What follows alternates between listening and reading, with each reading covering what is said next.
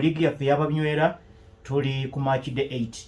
Match day 8 etandika olwaleero waliyo omupiira gumu wokka nga tiimu ya NEC etendekebwa Hussein Mbalangu nga basiitana ne tiimu ya Police FC etendekebwa Simon Peter Mugerwa.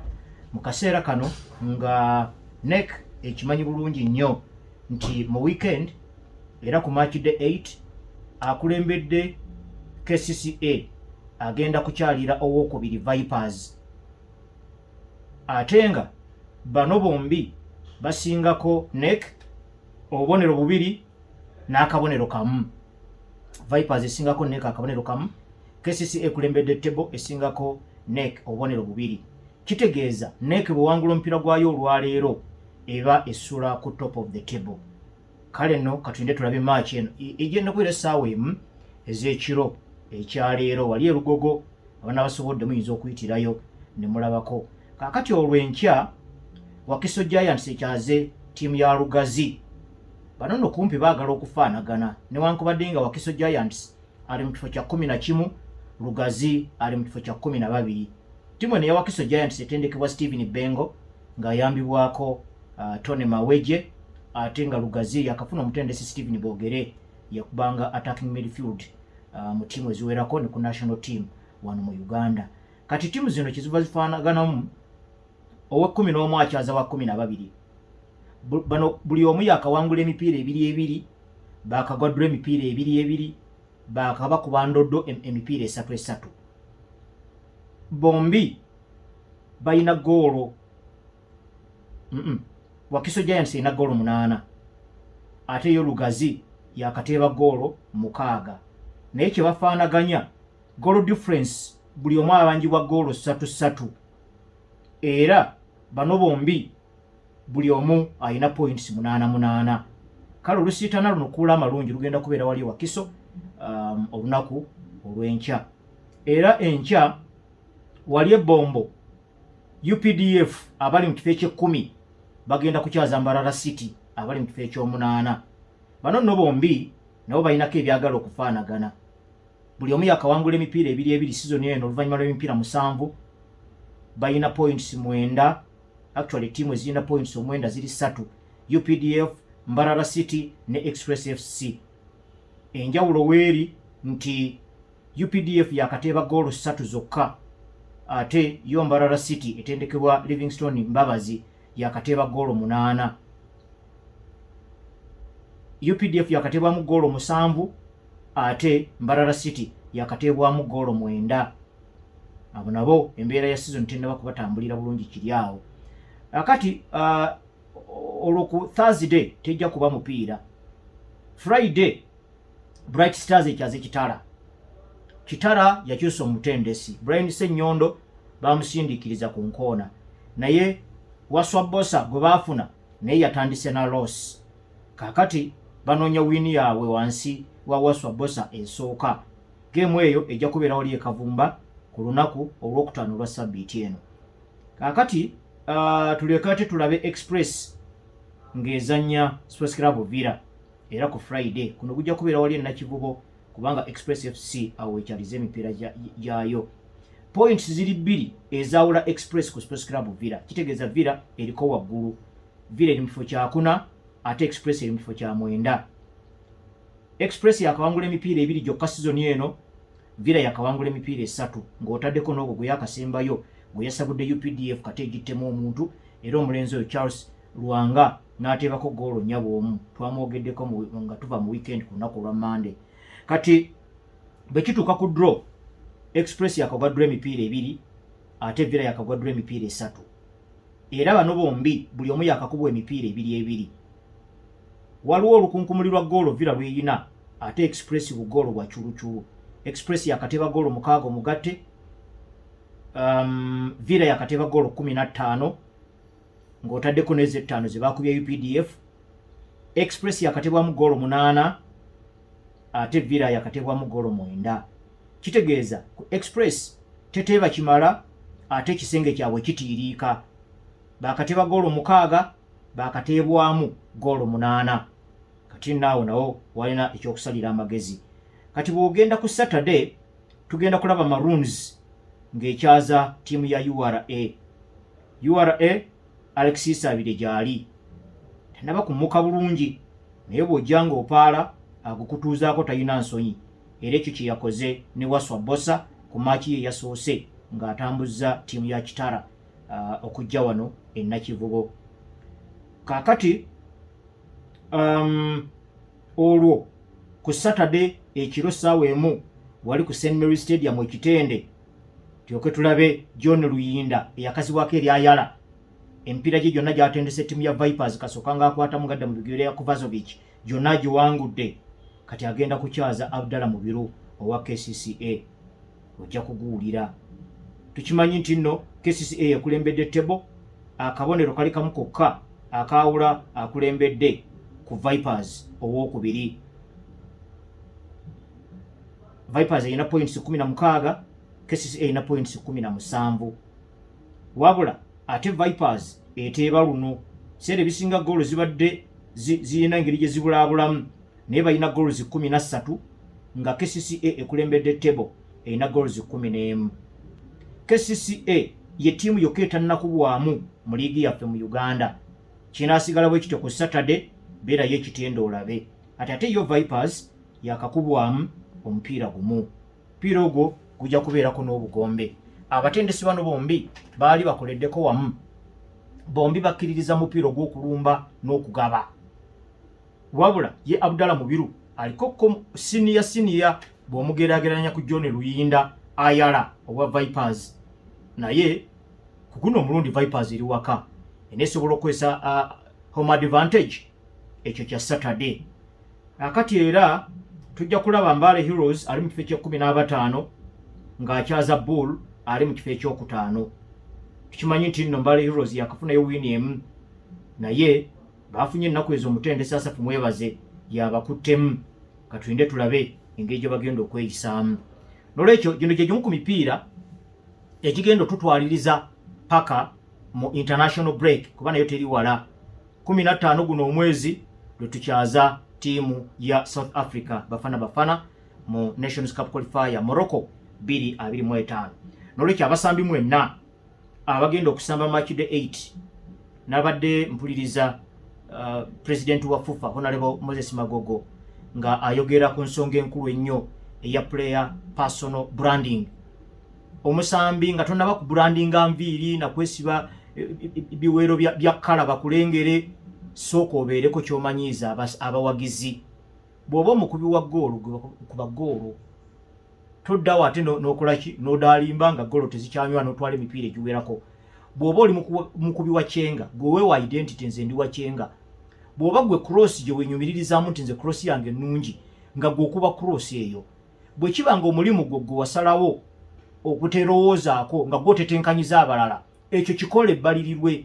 Bwe kiba nga gw'oli baaka ng'oteekawo n'akapande men at work tewali ayitawo wo defendinga eyo naye beera identity yo. Ba agents abatunda abazanyi eyo bagiyita unit selling point. Omusambi alina okubaako ekyenkizo kye yeenyumiririzaamu era n'abo abayamba abasambi bano mu development balina kukuza ekyo omusambi kyabadde nakyo so si kukimuggyako okumuwa ekirala. Kati omusambi nga Travis Mutyaba toyinza kumuteeka mu training nga ya taaki 2 oba taaki 1. Abo abazanyi tobalimitinga amaanyi ge era unit selling point ye kujjako bantu ajjeko abantu abateeke ku bunkenke oluusi mwe mujja n'okuva okumufawulinga ebeere free kick oba penalty eyinza okuvaamu ggoolo oba gye mukoma okwesenda gyakoma okusembera ggoolo yammwe olugira ng'abaako gwasiibudde awo ng'amaliriza oba si kyo ng'abakuba benda. Toyina kumuggyako ekyo kikye wabula abatendesi balina okuba nga balina obukugu obwo obuyamba omusambi okukuza ekyo oba giwandiise unit selling point ye. Okujjako bw'abeera defender naye nga mulimu okukabala abantu engwala ekyo kyoyinza okukinyirizaamu nogamba nti musambi osobola okujjako opponent omupiira nga tomufawulinze wekikola otya. Gwe soma bulungi omuzannyo oli amuwa paasa agenda okuteekako ekigere gwe nga wasimbudde dda mpira guba tegunnamutuukako gufunira wali mu transit ogufumitemu guyite mu defending ekkoona oba throw in. Ebyo bisobola okunyirizibwa naye nga omusambi alina okukuza talanta ye eyo yennyininyini eri nakyo. Bw'oba oteekateeka playing structure yonna oba olina kumuleka nga ekyo kyennyini kyewamusanga nakyo nga kyayina okuzimbirako okuyamba banne. Yensonga lwaki omuzannyo gw'omupiira gw'abazannyi 11 buli omu ayinako ekikye. Kati bw'obigatta awamu omanya nti ono bwe muteeka wano omulimu gwe ye kyasobola. Musajja muddusi tiye, musajja ayina ennyanda tiye, musajja amanyi goolo weeri tyotyo, oyo ye kyayina. Ate togenda musaba kukuba bantu kyenga. Omuteerako abakubi ba kyenga ye najja n'akola ki ng'omulimu gwe ku basitinga wali ng'agenda akuba nnyanda mu goolo nga muserebulatinga. So yembeera eyo. Naye nga kyembaddeyo okugjayo nti abasambi mwongere okunyweza unit selling points zammwe, mwongere n'okwebrandinga abawagizi ne bakooki babeereko kye babamanyiiko ekitakyuka. Olwo national team eneeba egenda okuyitibwa omutendesi aba amanyidde eddala kyayise, asobola okugamba nti oyo kyabulamu fitness levels ziri wansi, naye nga waakiri amanyi ky'oyina. Olwo bw'obanga kooki bw'abanga ayita squad ogenda okuzannya ba opponents ab'enjawulo, kuba ba opponents bano bakyuka. Omupiira gwa Congo gwezannya si gwe gwa South Africa. Ate tiimu gy'olina okusoma oba abazannyi engeri gye balina okweyisa nga okyaza Congo enamboole, oyinza okwesanga n'abazannyi bajja kukyuka ng'ogenda kukyalira South Africa. Abazannyi abamu beeyisa bulala ng'asambira waka, ne beeyisa bulala ng'asambira ku bugenyi. Bw'oba olina omusambi ali conservative nga Siraje Sentamu ono wa Vipers, tekitegeeza nti ali useless eri tiimu. Ekyo kyalina naturally. Kati gwe kyolina okukola kugamba tiimu ki mu liigi ezisamba nga zizimbira mu midfield tya tiimu anti KCC nti Wakiso Giants. Bwebanga abo midfield gye bakozesanga yingini yaabwe okuzimba ennumba, tuteekemu omusambi ali conservative. Awo Siraje Sentamu abajja kukubira mukaaga naawe owulire. Oluusi muyinza okuba nga muli waka naye nga mukyaza tiimu enzibu kati nga ogwa KCCA ekozesa nnyo wakati awo. Kobeere ng'oli waka, kobeere ng'oli ku bugenyi, oba oyagalayo omusambi ali conservative asobola okugujjamu omukka, kuba Sentamu byonna ebyo abisobola nakkakkana. Mu kukkakkana okwo ye nakyo attribute ye naye kiba kiyamba tiimu okutwaliza awamu. Kati bwe mubanga mukyaza tiimu tiimu obuwe butyo, oyinza obutamusoma n'oteekamu abavubuka bali robust abasobola okugenda eri ne balumba ne bakola ebintu byabina biki. So abasambi abawuliddeko ku katambi ako ka Engineer Moses Magogo ke yakoze, ndowooza abataakasobodde muyinza okgenda kubanze mugoberera ku mukuto gwa X, ogendeyokko owulirizeeko kubanga ate abasambi muyina bino byemu ku bintu bye musubwa nakyo. Talents muzirina, clubs muzirina mu musambira mu kibinja ky'ababinywera, ensimbi muzifuna mu transfers ne mu misaala, naye otu oluusi enjogera bweti ey'ekikugumba temukisobola gyefuna. Abatendesi abali nammwe eyo oluusi ne Tony mwe boogerera gye muli teba nnungi olw'okuba nti babeera ku pressure nabo, olw'okuba muyina okubakuumira ku mirimu. Kati oluusi mu kifo kyandibadde akuwa obubaka ne butuuka bulungi, oluusi aboggoka buboggosi, nakyo kimulekera kuba naye musajja watu ali ku pressure. Ate ng'omusajja gw'omupiira ffenna abagulimu, it is an emotional game eri abawagizi, eri abasambi, eri abatendesi ne bannannyini tiimu zino. Kati omutendesi oluusi ayinza okubaako obubaka bw'ayagala okuwa omusambi ne butatuuka bulungi, olw'okuba nti oluusi Tony gy'akozesezza ebadde dismissive engeri ng'alinga oba ayomba ng'oba alinga avuma naye ng'alinako message gy'afulumya. Kati bw'obeerawo an independent mind esobola okusisinkana abazannyi bano nebayitira mu bukugu buno obw'enjawulo, kati nga Engineer Moses Magogo bwe yakoze, ndowooza nti omusambi bw'oba okukakkanya bulungi awaka oba awantu wonna woba otuddemu osobola okuwulirizaamu, kubanga ebigambo ebyo bibeera bya mwoyo mulungi ate nga bikuyamba okulaba nga owoomerwa ssente zo. Teebereza omuntu ng'ali wali omulimu gwe kukuyamba owoomerwa ssente zo. Kale ndowooza nti advice erina okutwalibwa naddala nga tuli ku bwerende obw'okweteekerateekera okuyita ttiimu y'eggwanga the Cranes. Ndowooza tuli kaakati mu nnaku nga 9 zokka Uganda okukyaza wano South Africa. Emipiira ebiri gisigaddeyo mu Nations Cup qualifier, Uganda erina kuwangulako buwanguzi kabonero kamu, twagalamu akabonero kamu. Bwe tukajja ku bafana wano Congo tujja kugenda yeri Brazzaville simple bavubuka kulambula, oba South Africa tewaliwo tteeka litugaana gikuba wano ewaabwe twali tubasi twabakulemberako ne tuwano ne bajja ne balwana okulwana nno tekwali kwa mupiira gwokka, mwalimu n'okusika abavubuka ebitogi. Ono omwana gundi Rogers Mato essajja lyamunyolera ka blouse mu bulago nalimanyi limusi, essajja lyonna likanyama lijjudde endaggu balugu kugambi, naye obudde tebuliiwo. kati omusambi yenna alina potential okuba ku national team oyina kakati okwetega buli ddakiika gy'okuba olina ojja nga nkwafu kuba eddakiika nkaaga nga nkwafu bakulabe nti okooye oveemu okusinga lw'oyagala okuwummulira mu kisaawe mbw'osobole okumalako maaki oba lwakuba oli siniya mu ttiimu ko kitasobola kujjamu ekyo tekigenda kukwongerako naddala nga weetegekera okuyita cranes kuba kakati ate mu abali local best bwe munaayitibwa mu cranes yeetegekera bafana kiba kikuwa ettofaali ddene ku abo abanaakiikirira Uganda mu mpaka eza CHAN Uganda zegenda okutegeka mu mwezi ogwa February ogw'omwaka ogujja. N'olwekyo bw'obanga batandise okuyita ku eri ate enkulu kitegeeza ate wano kiba kumenya mu jjenje ekkalu. N'olwekyo buli taaki gy'okoonako, buli movement gy'okola, buli nyanda gy'okuba, buli cross gy'okuba, buli kukasuka njegere manya biinako ettofaali bye liteeka oba bye lijja ku mikisa gyo ku mikisa gye egy'okuyitibwa ku ttiimu y'eggwanga. Kati ate mukimanye na kino abasambi mumanye okupanga waliwo ddiiru South Africa eyo bw'ogiyisa obubi ekulowoozaako. David Obua bw'atyo bwe yabakola mu Nations Cup qualifier owa 2006 yali abasseemu omuntu era okukakkana nga Kaizer Chiefs emunonye ng'akwata ku musimbi. Between then and now profile ye yayingiramu ebintu ebirala ebinene eby'omupiira bingi. N'olwekyo okusobola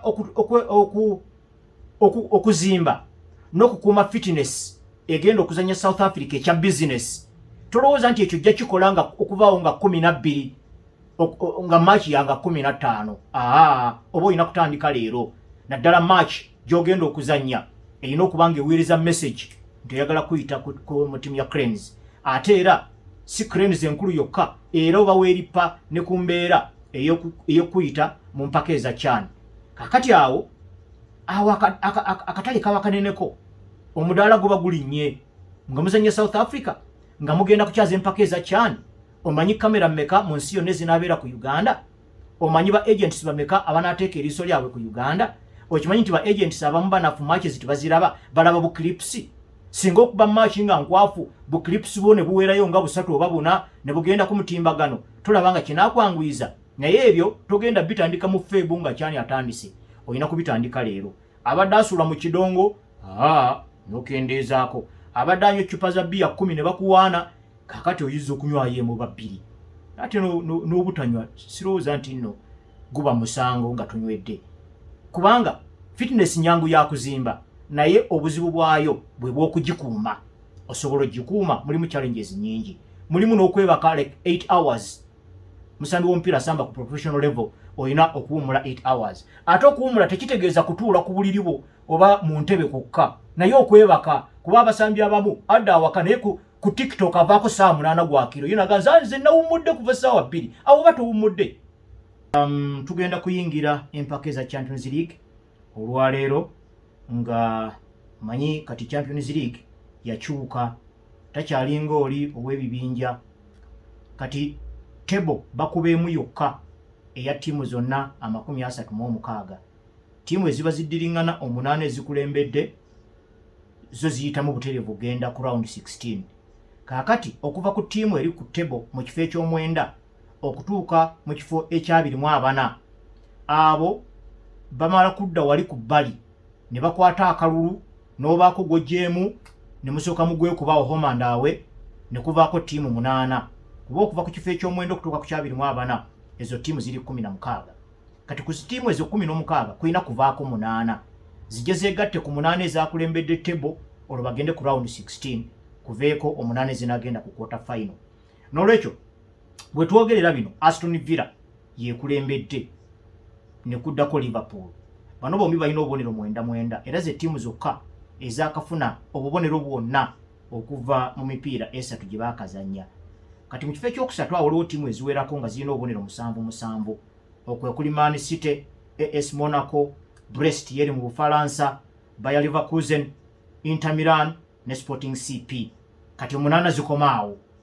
Kakati bano okuva ku ky'omwenda okutuuka ku kya24 Arsenal yeekulembedde waawo yeri mu kifo eky'omwenda naye ina points 7 ng'era Sporting CP. Kati awo waliwo ne Barcelona, Borussia Dortmund, Real Madrid, Benfica, Juventus, Lille ne Feyenoord. Abo bonna balina points 7. Kakati ataawo okuva ku kifo ekye-17 no, Arsenal yesembayo ku points ku timu ezina points 7. Kati Barcelona, Dortmund, Real Madrid, Benfica, Juventus, Lille ne Feyenoord balina points 6. Olwo okuva mu kifo ekye-17 wali Atalanta ina points 5. Awo ojja kuteekako ne VfB Stuttgart, PSG, Celtic, Sparta Praha ne Dynamo. Ekyewuunyisa nno Bayern Munich bali mu kifo kya 23. Girona yemalayo ebifo 24. Kati olwo okuva mu kifo ekya-25 liigi senga ekoma wano mwe temuddamu kutawaana mulinda season ejja. Ekyewuunyisa eyekyambe kirina ne zi AC Milan, zi Atletico Madrid ne RB Leipzig eyawali mu Germany. Kale ekifaananyi okutwaliza awamu bwetyo bwe tugenda okulaba Champions League olunaku lwa leero. Omuteeko ogwokubiri, emipiira gino gigenda kubeerayo mu bibangirizi bya mirundi 2. Emipiira egigenda okusookawo gigenda kubeerawo ng'ebula eddakiika 15 okuwera essaawa 3. Waliwo emipiira 2, PSV Eindhoven ng'ekyaza Girona ne Slovan Bratislava ng'ekyaza Dynamo Zagreb. Kati olwo emipiira emirala gigenda kubeera gya ssaawa 5 ez'ekiro, era nga gino mulimu ebigenda okunyuma. Waliwo technical bench egenda okunyuma, okugeza ekinabeera ku Anfield, Liverpool ekyaza Bayer Leverkusen. Kitegeeza bagenda kwaniriza obi waabwe Xabi Alonso yakubirako mu ttiimu ya Liverpool mpira omukwafu, mpira gwe yakubangayo gwali mungi. Kakati agenda kuddayo nga opponent naye nga ali ku technical bench. Real Madrid okukyaza AC Milan nagwo gwa ssaawa 5 ez'ekiro. Naye wano waliwo Kalanchelotti, ebintu byonna ebizimbye profile ye n'ebeera new heavyweight ebisinga ku byo yabikolera mu AC Milan, kubanga akyasamba paka lwe yatuuka okutendeka. Yatendeka emiji gy'abazanyi egiwerako naye nga AC Milan terumikako. Abasajja abo ba Kaka Izekson dos Santos Leite okuva Brazil, abo be bamu ku abo abaasembayo, naye ba Manuel Rui Costa, ba Clarence Seedorf, ba Andrea Pirlo, ba Massimo Ambrosini, ba Gennaro Gattuso omusajja wa Kabazzi, ba Vitor Boba Ferreira yali gundi, Marcos Evangelista de Moraes Cafu yakuba biringa etambula paka eri, ba Paolo Maldini. Omusajja atendeka ttiimu emiji gye giwerako naye nga byewuunyo byerera omupiira gwe baakubayo. N'olwekyo awo nawo Kalanchelotti tuyinza okumulaba engeri gy'atunulamu ku touchline nga bali baagala okukuba omupiira ate nga gye yasinga okukolera ebyafaayo. Kakati waliwo ne match endala naye genda kubeera yakifuula nnenge, ye ya Sporting CP, omupiira gwe bagenda okukyaza ttiimu ya Man City. Era Ruben Amorim eno match yesembayo alyoka agende yegatte ku Man U ng'omutendesi. Ffenna tumanye embiranye eri wakati wa Man U ne Man City. N'olwekyo ono aba Man U already bo bamumanyinga kooki waabwe, kubanga enzikiriziganya yonna yawedde n'endagaano ne sayiningibwa, wabula akalipo akabadde kawangaazizza Ruben Amorim obutatandika mirimu gye mu ttiimu ya Man U ke kaakaali mu ndagaano akagamba nti bw'oba oyagala okwawukana naffe otuwa notisi ya weeks 3, so si kugira bwoti n'olengera omukulu wali mu kadirisa. Kati nganze bwenyinyuka wano mukulu wabe mukiibi ne muyitako wali ne muwaka jambo n'empeta, bali babiteeka mu ndagaano, tomalaga weta ssebo, olina okutuwaayo sabbiiti endala 3.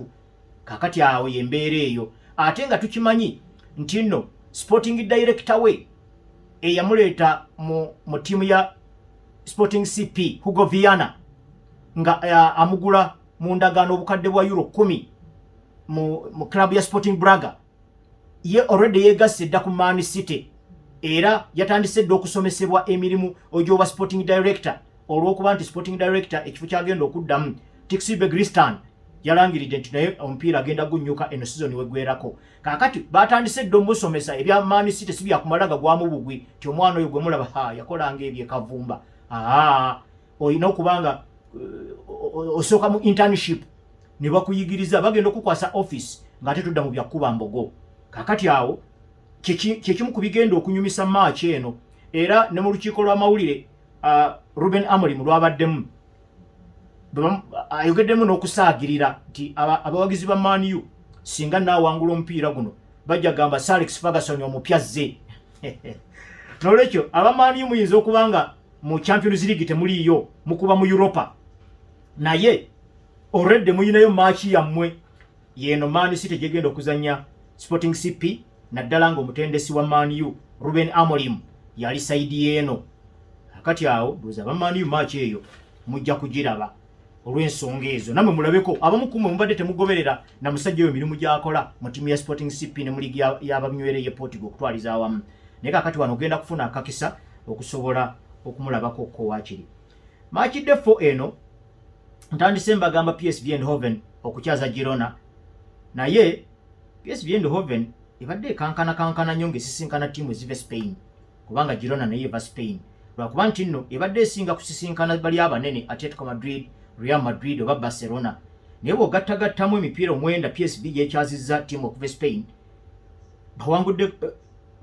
bawanguddeko omupiira gumu gwokka ku mipiira 9 ena babakubye endoddo emirala ena bagudde maliri Girona agendayo omulundi gwe ogusooka nga akuba mu Champions League omulundi gwe ogusoose mu byafaayo agenda kukolayo ki awo ekibuuzo ekyo kijja kuddibwamu ku ssaawa ng'ebuli eddakiika 15 okuwera essaawa 3 eno Slovan egenda kukyaza Dynamo omutendesi Vladimir Weiss naye ali mu kattu timu eno ya Slovan emipiira gya yesatu egiguddewo mu Champions League season eno babakubye bukubi ndoddo bateebyemu goolo emu yokka bo ne babateeba omugatte goolo 11 naye ate mu kaseera ke kamu Dynamo omutendesi waabwe Nenad Bujerika akomawo kuba yali ku suspension ne guli omupiira Bayern gwe yabookya goolo 9-2 mu match de 2 teyaliiwo akati tubalinze tubalabe Slovan ne Dynamo bakasinkana emirundi 4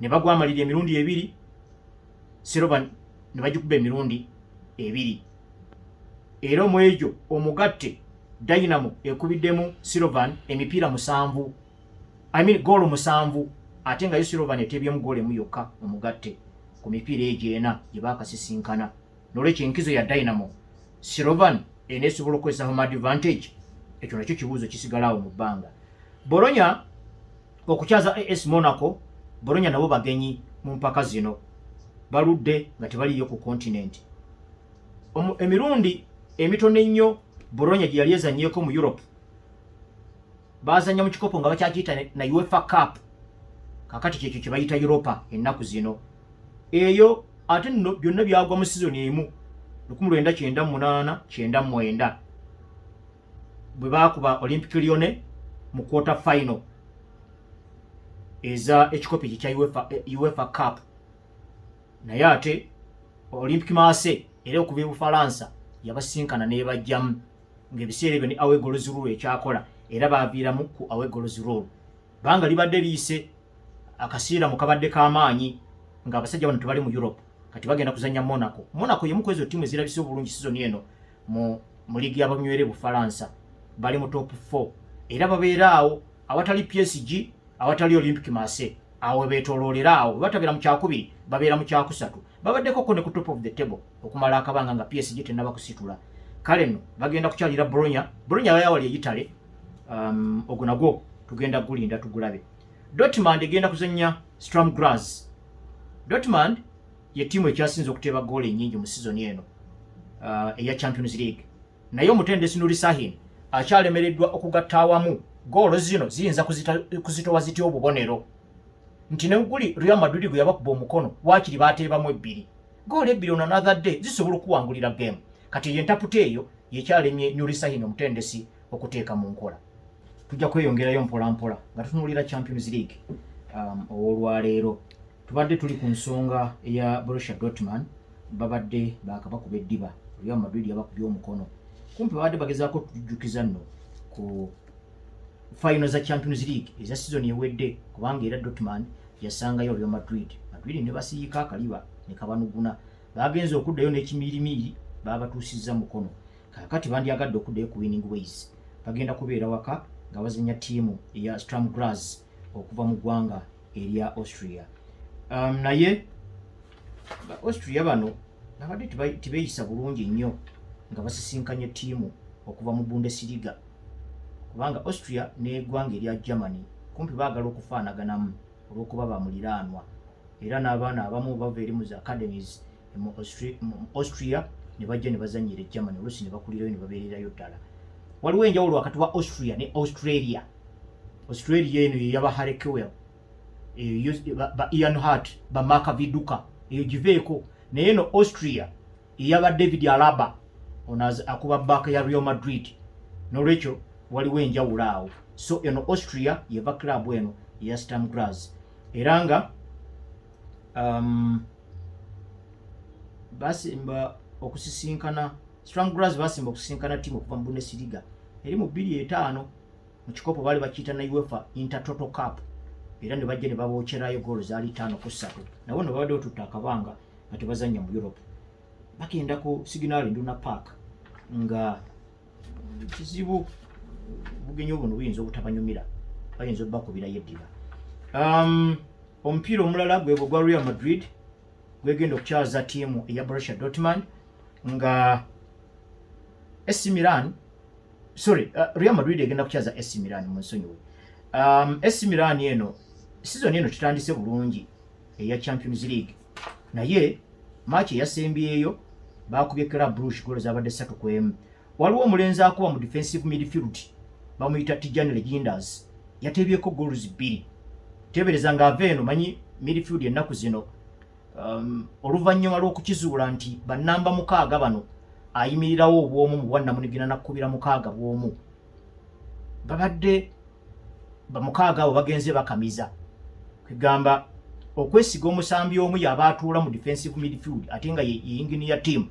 Abatendesi abamu tebakikkiririzaamu, era nabaddeko ripooti gye nabadde nsomako ku mupiira gwa Europe season ewedde nga ebitundu 67 ku buli 100 ebya clubs babadde bakubisa ba defensive midfielders 2, kubanga kizibu kati okusanga namba 6 ajjuza emirimu gyonna ejja namba 6.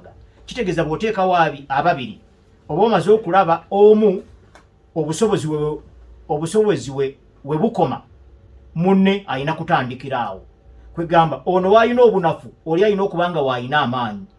Kati awo oba oyina okubanga olina obusobozi obusengejja obusobozi bw'omuzannyi, era nga ne namba 6 omanye emirimu gy'alina okukola. Kakati omulenzi ono eyakubye goolo 2 ava omuddawo pivot, yavudde n'akuba goolo 2. Nali ndabyeko ku ttiimu ya KCC, ebiseera baali bagiyita KCC FC, kati bagiyita KCCA, naye nga ekubisa ba defensive midfielders 2, George Nsimbe ne Charles Senyange, baali bamuyita Kadidi mu erinnya erya nickname erinnya Patike, kabakubisawo 2. Naye mu ebyo ebiseera KCC we yakubisizanga abantu 2 mu makkati, nga clubs ezisinga zikuba 4-4-2. Manyi ekitegeeza okuba mu makkati awo nga muliwo 2 naye nga mumaki nga bali 4. Naye omupiira guzze nga gukyuka mpola mpola, kakati embeera bwekyo bweri. Biseera ebisinga ttiimu zino zizanya system ya 4-2-3-1. Mu kutuuzaawo wali 2 waba walina okubeerawo abalumbi 3, kati eri mu maaso ng'eriyo 9. Kitegeeza abalumbi bano 3 tebalina genda eri kalayini kukuba wingi ate eri edda namba 11 ne namba 7. Balina kusambira munda muno mu maaso g'abano ba blocking midfielders 2, olwo bano ba fullback namba 2 ne namba 3 balyoke bakozese kalayini kali. Wano nalabako ku KCC era nga ba Charles Masika, ba Patrick Kabuye, ba Achilles Katamba, ba John Mandwala, ba Semazzi. Yono Semazzi yasoma ne mukulu wange Edward Nakibinge egindi erubiri SS, bali bamita hane Semazzi nga kuba 2 netambula okuva wano paka eri. Eyo 2 kwegamba yennono ya KCC ngekubisa bakabana, naye nga namba 2 ne namba 3 balina okugenda okwegattako mu nnumba. Kakati nga bablockinza 2, George Nsimbe ne Charles Senyange. Waliwo n'omuzannyi omulala bamitanga Charles Kinyera, naye namanyako nti yafa, naye yakubangako awo mu kifo ekimu, oluusi ng'akuba mu Kyansimbe, oluusi n'akuba mu Charles Senyange. So ye yali playing structure ya KCC. Kati bintu byakyuka nnyo, naye nga mbadde ngezaako okugirayo obuvunaanyizibwa. Era n'ensimbe yakubayo ku goolo eziwerako lwakuba yalina muscle nga ye kasita gusala center ebeera shooting range ogenda okulaba nga ategeka muscle ye nga loadinga. Abasambi nabo bagenze bakendera mupiira gwa Uganda aba loading emipiira okuva ku center. Juzi ku national team twalabye Dennis Omedi ne Rogers Mato nga bateeba slightly after nga bakayita ku center. Naye waliwo wano mu Uganda abazannya bali bagifudde neeyisa. Abazannya abo ba James Odochi, abazannya abo bagondi ba ne Joseph Mutyaba yennyini nga naye omupiira guludinga kuva ku center ba George Nsimbe. Era ogenda okubanoonyerezaako abasajja abo kaakati kati basajja bakulu agamba viviri alwa kubanga sebo bagondi Jime Kidega omusanga ku mesa awo n'omusanga kati yasavuwala musajja munene akomeeri katosobola na kumuteebereza nti yali alodinze omupiira okuva ku center ne gukwata akatimba. Naye awo yomu ku bazannya abatunula kuba abazanyi b'ennaku zino balina engeri gye bakekkerezaamu maso zaabwe oba lwakuba gondi zeeyongera chipusi zeeyongera luli abaana balyanga kawunga muwogo lusi muwogo n'anywerako tuzzi kale naye nga gwe mupiira gwa Real Madrid gwe bagenda okukyaza ttiimu ya AC Milan. Madrid kasooka nga bagikuba mu El Clasico goolo 5 simanyi zaawere 5 babakuba 4 aba Barcelona babadde tebasambanga omupiira gwabadde balina okusamba olunaku mu weekend mu La Liga nga bakyalira ttiimu ya Valencia bagusazizaamu oluvannyuma lw'enjega eyagudde mu kitundu ky'e Valencia mukoka bwe yagenze n'akulugusa abantu natta abantu kumpi 16. Kale emipiira gy'ekitundu ekyo gyonna giyimirizibwa tebannaba kuzuula fixture di omupiira ogwo gunaazannyibwa nekiba nga kitegeeza nti bo babadde bawummudde ebbanga eryo lyonna ndowooza n'obulumi bwa balondo eyabagendako nabo bumaze okukkakkana era bakoze ne kagundi awo ak'okuwaayo akakadde ka euro eri abantu abagwiriddwako enjega eyo mu kitundu ky'e Valencia. Kale nno bagenda okukyaliza ttiimu eya AC Milan ate weekend bagende bazanye Osasuna gye nayogeddeko olunaku lwajjo mu liigi ye Spain nti ebadde erabika bulungi sizoni eno sofa. Balina okuzanyawo Leganes ate olwo bagende bakyalire Liverpool mu Champions League. Kati ate yo AC Milan inamuko Cagliari ali weekend eno ate mu weekend yeddako balina okuzanya Juventus ate olwo bazanye Slovan Bratislava mu Champions League. Abazanyi Alvaro Morata, Samuel Chukwueze mu Nigeria bosuubira okukuba ku kyotaawo. Christian Pulisic nga abawerekera oluusi batera n'okuzanyisa omuvubuka Noah Okafor. Mulenzi oyo yasala okubira ggwanga ya Sweden naye mulenzi oyo mu Nigeria ngera bawulira amanya Okafor agomanya g'aba Nigeria. Kati awo Tijani Legenders mu double pivot wazanyira ne Yusuf Fofana oyo naye mufirika munnaffe naye Bufalansa yatubba badda ebintu bingi n'abazanyi baabo yabatwala kale bamufuula waabwe. Omupiira omulala gwe kugwenjogeddeko kugenda okubeera wakati wa Liverpool ne ttiimu ya Bayer Leverkusen wali ku Anfield. Liverpool yakamala okuba omu Germany RB Leipzig mu match day 3 yakuba RB Leipzig e Germany goal emu ku bwereere. Naye ate Bayer Leverkusen bapya mu mpaka zino naddala omutendesi wa biza bya Alonso amaanyi yagalaze mu Europa season ewedde mu yawanikidde ebbango kakati mu Champions League ebintu abadde akuutiza bikuutize katulabe engeri gyajja kuba ne match gye yasembezaayo baagudde bugwimaliri ne ttiimu ya Brest okuva e Bufalansa. Naye alina omulenzi ono Florian Wirtz mulenzi oyo akaliba akamanyi ate takuba kali direct kwegamba alinga forward si namba 9 naye forward. Omanyi forward ekigambo forward mupiira kiba kigaziko okusinga namba 9. Namba 9 gwobeera limited wali kusaza line kutayiza cross na kuba nyanda ona biki naye bwobeera forward obeerako emirimu emirala gy'oyongerako tekikugaana kuliikiriza balala tekikugaana kulinkinga defensive midfield ku striking awo wonna wonna osigala oli forward naye nga oba olina okubanga mutwe omupiira olina mungi nga bwolaba kakati bano bajamaalo mu CR emirimu gye bakola mu ttiimu ya Bayern Munich obanga bwolaba Rafinha Beroli emirimu gyakola mu ttiimu ya Barcelona si 9 naye forward 9 gyali Lewandowski naye yabeera waawo nagira so game eyo gyeri ku ssaawa 5 olwaleero kujjako walina okubeerawo Liverpool badde etigomya nnyo Abajamani bano emipiira 13 gye badde sisinkana ttiimu ez'enjawulo okuva e Germany ewanguddeko emipiira 10 neegwa bugwimaliri emipiira 3. Leverkusen neewona ku Anfield okujjako abawagizi ba Liverpool ate batandise okukubiriramu ensingo agamba nti Ancelotti ono talina vibe abeera wali abanga atudde mu kyaki ne tiimu tegira tebafata gali awo nti kiba kiyina engeri gye kinyogozaamu Anfield. Ate era nga nabadde nakyogeddeko twali tutunuulira Liverpool engeri gyebadde yeeyisaamu basamba engeri eri humble. Kiri ekya gegen pressing kiri nti emisinde gyakuddingana kudde eno kudde eri yakikakkanya kyetwalabako nga Jurgen Klopp ye coach. Naye ate yo Liverpool bayagala nnyo Jurgen Klopp kubanga ekyo kyawaga ekyo n'abazanyi ne bafubutuka match namba nga tebayimiriddemu. Kibaddizaayo mu kiri ba Gerard kye basambanga bintu bya misinde bintu bya kufata okudyayo ddala gundi ku comeback ya Champions League nga bazanya AC Milan ne bakulembera 3-0 ne bagenda bagugatta 3-3 ompya ne bagutwala mu busaale Liverpool ne wangula ekikopo ekyo.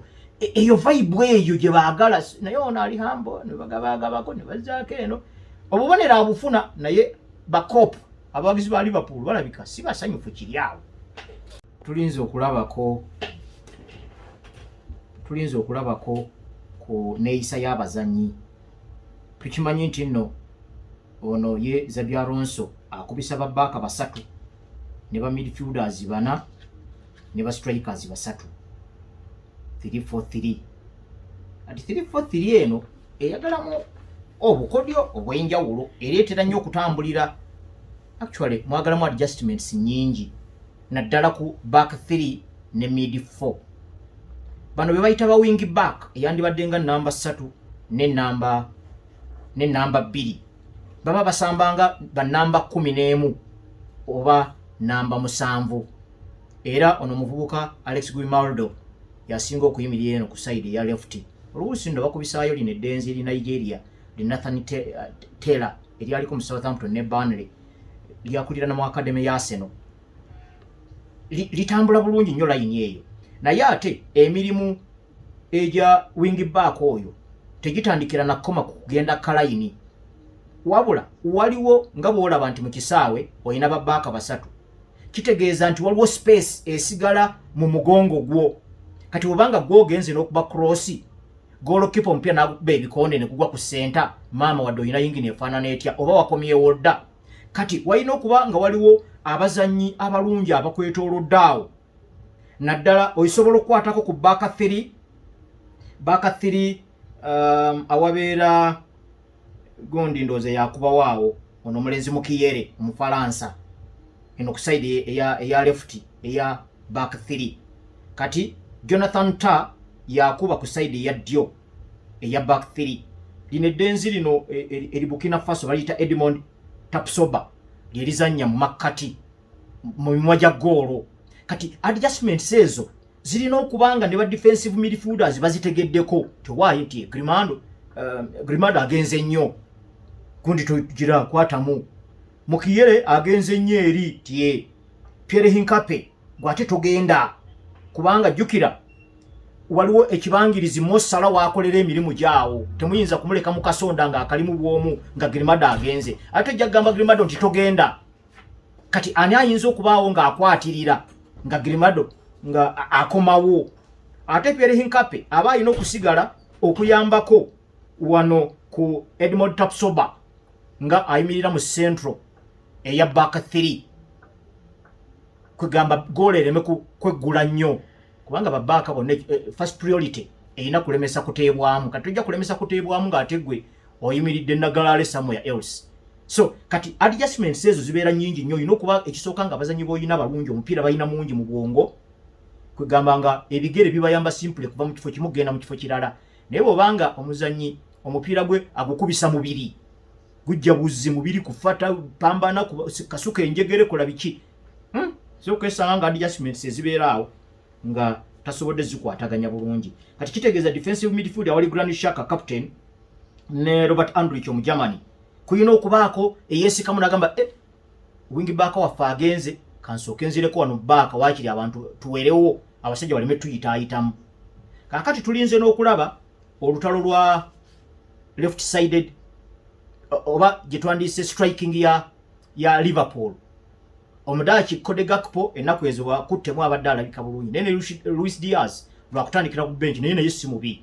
Kakati awo tulinze omutendesi agenda kikola ate naye ate kimanye Liverpool erina okuzanya Aston Villa mu weekend kubanga oyinza okwepikira wano ate Aston Villa ennaku zino bagikuba eddiba naye ejja kwesitula at some point oyina kikola otya wabula Liverpool wene kubuzaabuza kizibu okusonga ku kiki ekyo lwaki tebateebwateebwamu nnyo kizibu nnyo okutuuka ku Ibrahima Konate ne Virgil van Dijk kizibu okubasanga bali exposed ennyo ate nga tukimanyi nti Andy Robertson nga namba 3 ne Alexander Arnold nga namba 2 tubamanyi nti si balungi nnyo defensively naye kizibu okulabanga baaka ya Liverpool bagiyuzizza era yensonga lwaki ne mu Premier League be bakyasinza okuteebayo goal entono kakati tulinze okulaba ekintu kino Xabi Alonso agenda kinogera ddagala ki midfield eno ya Alexis McAllister, Ryan Gravenberch ne Nono Szoboszlai bayina engeri gye basambamu ng'abali ku kyesuubo nti bwe banga Liverpool yerumba bagenda ne bagaba mangu support eri front 3 eya Mo Salah, Darwin Núñez ne Luis Diaz kati ate bwe gugwa baswinginga mangu emabega ne bajja okuyamba ku back 4 kati kiri yoli okubuusa mid 3 eno mupiira mu bwangu osange backline eri osobola ogiyikiriza kakati awo tulindiridde Xabi Alonso engeri gyagenda okukikolamu ekyo omupiira gwa Sporting CP gwegenda okukyaza Man City mbadde nguugeddeko nti okugwo gugenda kubeera mupiira gwa Man U tugenda kulaba ku basajja abateerya ntama mu kusaza layini Erling Haaland nga akyalidde Victor Gyökeres ino naye goal azikuba n'emyaka 26 naye kati emipiira 66 gye yakazanya yakateba mu goal 63 season eno yokka yakazanya emipiira 16 omugatte naye ateebye goal 2 eddenzi neero lyaliko mu Brighton and Hove naye aba Brighton ne bazalawa bwe lyetoloola eyo ne balyazikako mu Swansea taaki neetammuka ne livaayo naye ennaku zino likuba goal okufa obufi n'olwekyo abalindiridde game eno eddenzi eryo mulitunuleko ko mulirabe temulina gye mugenda ditwala naye hakiri for general knowledge purposes obeere ng'olimanyiiko olabe n'engeri gye liteebamu goolo ndowooza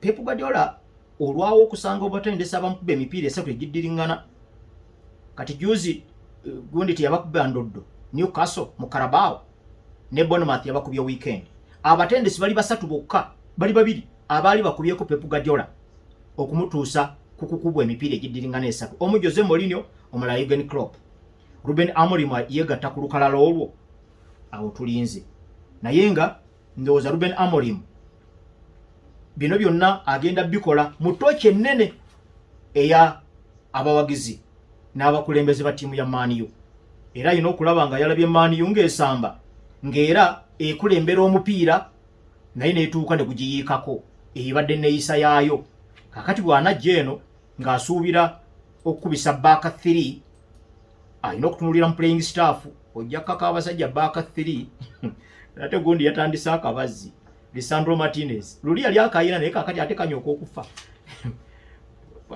yokwesanga bali baaka bali 3 bokka adjustments zireme kujjira mu budde agenda akuyolera omusajja mukubbe eggumba ligende ligwerye nalukolo